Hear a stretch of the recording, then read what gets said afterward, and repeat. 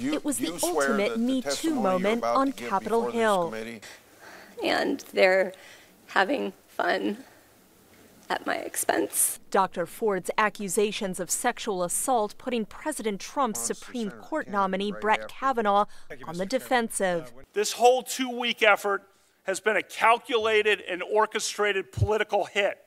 Despite dramatic protests, I told it because I recognized in Dr. Ford's story that she's telling the truth. Kavanaugh narrowly won confirmation in a Republican-controlled Senate. The bitter debate over his nomination highlighting the partisan divide stalling Washington in a midterm election year that began with both parties pointing fingers over the cause of a government shutdown. Are they holding the government hostage over illegal immigration?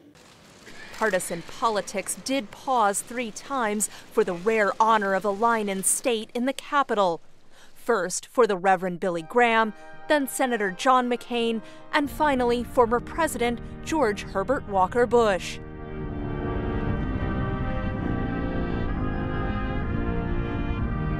Lawmakers spent much of the year campaigning for re-election, but Republicans found their signature legislative achievement of 2017 didn't resonate with voters. Passing a large tax cut for wealthy individuals and corporations simply is not something that's looked upon highly by many voters. Back in Washington, social media heads tried to repair the damage of fake news and foreign meddling as lawmakers struggle to find solutions to new problems. I'm afraid that we're on the cusp of a new generation of exploitation.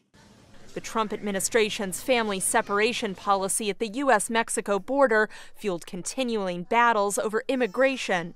Trump said the policy was a holdover from previous presidents.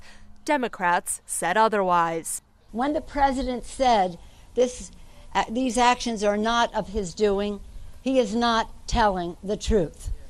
And the fate of so-called dreamers, the more than 800,000 undocumented young people brought to the U.S. as children, continues to hang in the balance. Common sense dictates that we cannot simply treat one symptom of our broken immigration policy in complete isolation.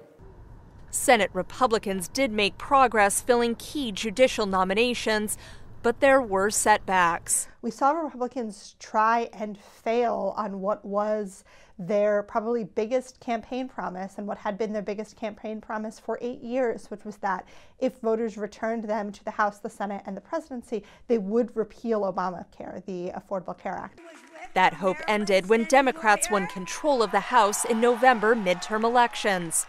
The year ending as it began, with the two parties locked in a government funding battle dominated by immigration.